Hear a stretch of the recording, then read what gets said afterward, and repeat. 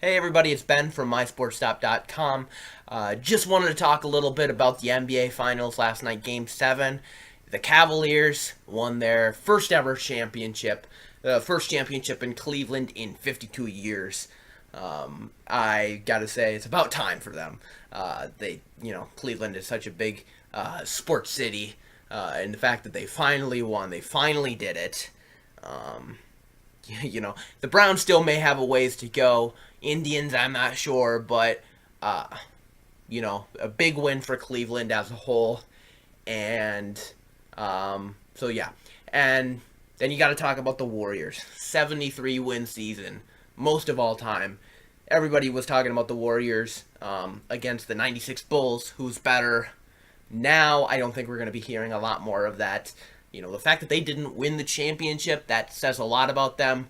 I didn't know who I would pick against the Warriors or the Bulls, but now, I gotta say the Bulls. The fact that the Warriors could not pull out the victory, even though it's against a pretty good Cavs team, the fact that they can't win the championship, it's disappointing for sure. But they'll be back, and I'll talk more about that later. But LeBron James winning his third MVP award, Finals MVP. This one definitely means more than the other two. The fact that he is in Cleveland and winning the championship. I think we got to talk about this. Was such a legendary finals performance for him. Back-to-back 41-point games in Game 5 and Game 6.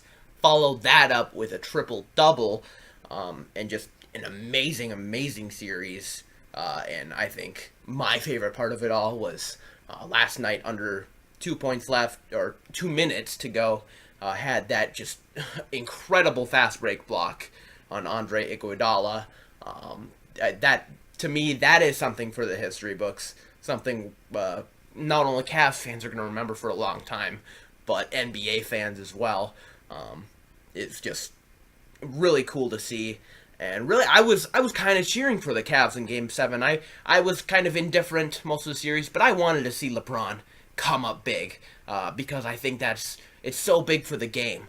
It reminded me of a performance kind of like, Michael Jordan, Magic Johnson, Larry Bird. We only see performances like that from that caliber of a player, and LeBron is definitely that caliber. But, of course, he got a ton of help, especially from Kyrie Irving. Kyrie, of course, Game 5 scored 41 along with LeBron's 41. But, honestly, especially in these last 3 games, this was the best we've ever seen Kyrie Irving. And that is so exciting to see because Kyrie, especially when he started playing at the beginning of the year, did not play very well. Well, he actually missed the beginning of the year because he got hurt in last year's NBA Finals, so kind of came up with a slow start, but really came along in the postseason especially, so it was just, and he, against Steph Curry, he won. He won that matchup big time, and it was really cool to see. And that, especially, the three-pointer with about 50 seconds to go, really sealed the win, sealed the finals victory for the Cavs, and put Kyrie Irving on, this pedestal, put him in the top-tier level of point guards, right up there with Steph and Russell Westbrook and probably Damian Lillard, too. So, just big for Kyrie Irving.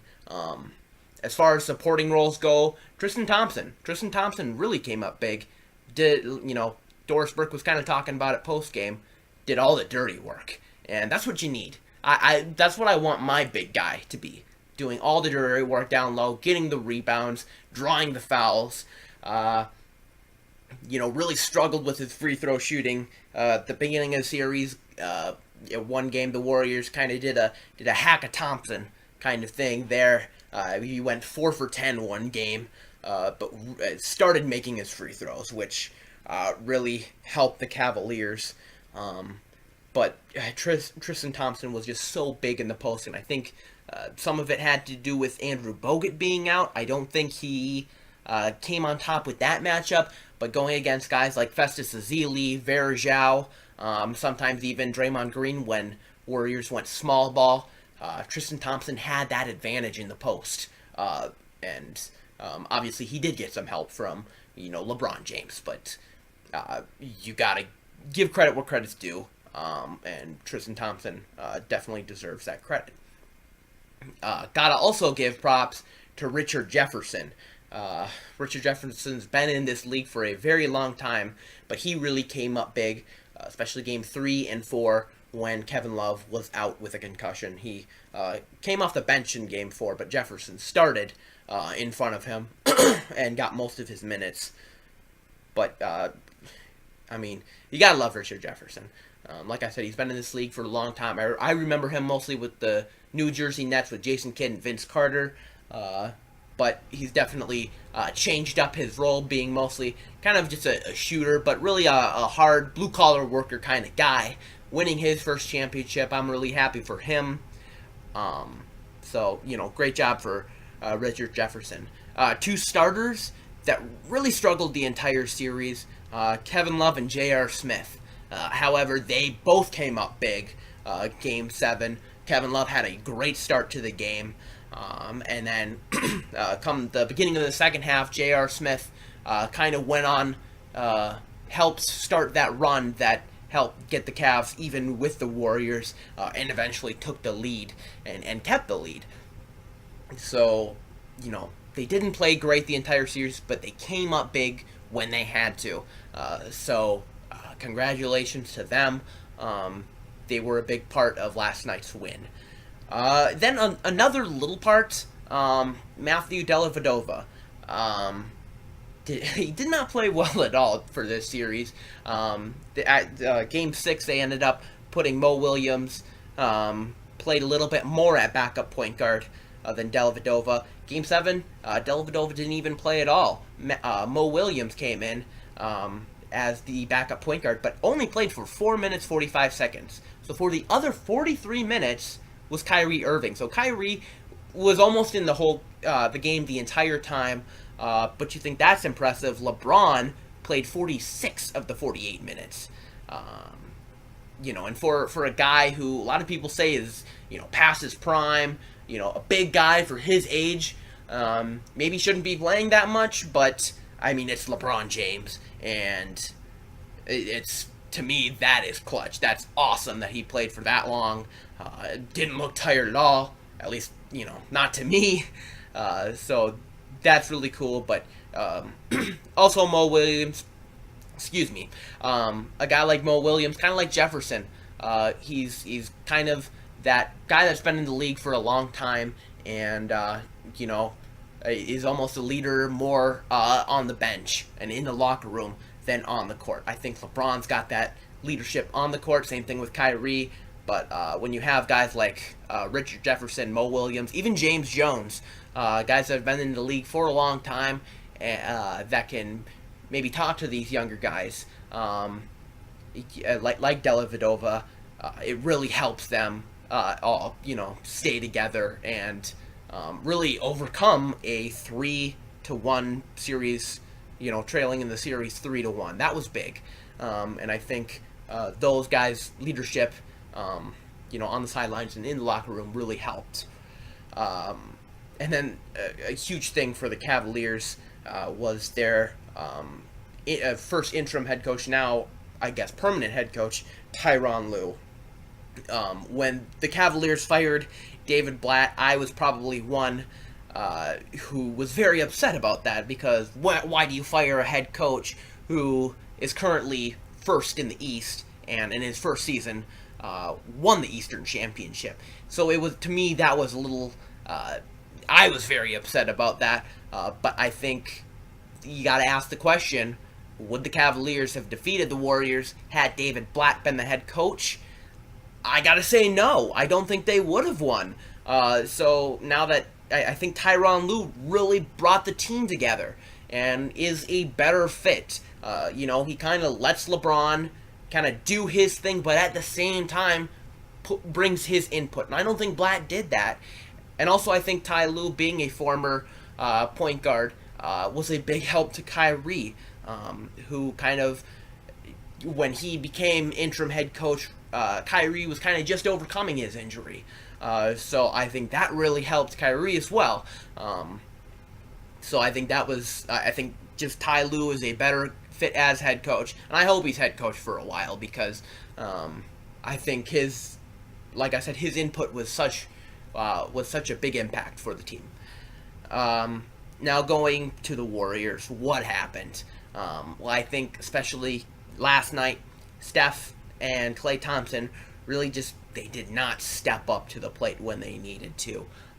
The NBA Finals is all about stepping up in the clutch. LeBron did it, Kyrie did it, Steph and Klay did not. That's really what it came down to. Draymond Green played a very good game. I gotta admit, and even post game, seeing him shaking hands with LeBron after the Cavs won the championship, that's a lot of class right there. And obviously, Draymond's character was in a ton of question after getting suspended and his previous altercation with Shane Adams. That was big for Draymond. But going back to Steph and Klay, this is two of the best shooters in the league, perhaps the two best shooters in the league. So, but they couldn't get it done, and that's really what it came down to, in my opinion. And then we got to talk about the small ball. It seemed in the first couple games, the Warriors were going a lot of small ball. Sometimes even not even without Draymond in the 5. Sometimes you had Harrison Barnes at the 5 or James McAdoo at the 5. By the way, they didn't even play James McAdoo in this game. Not sure what that was about, but he did not see any court time. But they didn't play any small ball this game. Festus Ezeli, who started, played about 10 minutes. Farajao played 8 minutes. Neither of them really had the same kind of impact Bogut had when Bogut was healthy. Andre Iguodala actually played about 37 minutes with that injured back. He seemed to do fine, so it didn't look too bad. Harrison Barnes played a better game than he did in other finals games, but still not the kind of impact they wanted, especially when Klay and Steph were struggling. But back to the small ball, my recommendation, why not play Maurice Spates more? Spates only played about 4 minutes in this game, but Spates, kind of like Anderson Varejao, he's a hard worker, but he can also shoot the 3. And I think that's what the small ball is all about for the Warriors. It's putting 5 good shooters on the floor at the same time.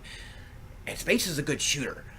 He's also a really good rebounder. He is technically a center. So why not put Spates at the 5, maybe even Draymond at the 4, and then Steph, Klay, and then either your choice of Harrison Barnes or Andre Iguodala. That way, you still have some good rebounders on the floor, but at the same time, all those guys can shoot.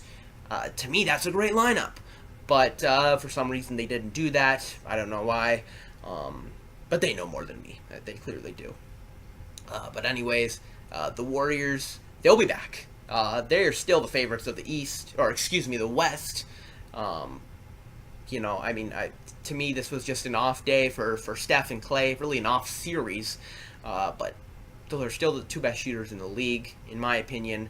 Steph will still be the favorite to win MVP. Steve Kerr, still an excellent coach, even without Bill Walton, who will be moving on to the Los Angeles Lakers. He's got a long job ahead of him. Good luck to him. But they will have competition. Obviously, the Spurs will be ready to defend their Southwest Division and be back in the playoffs.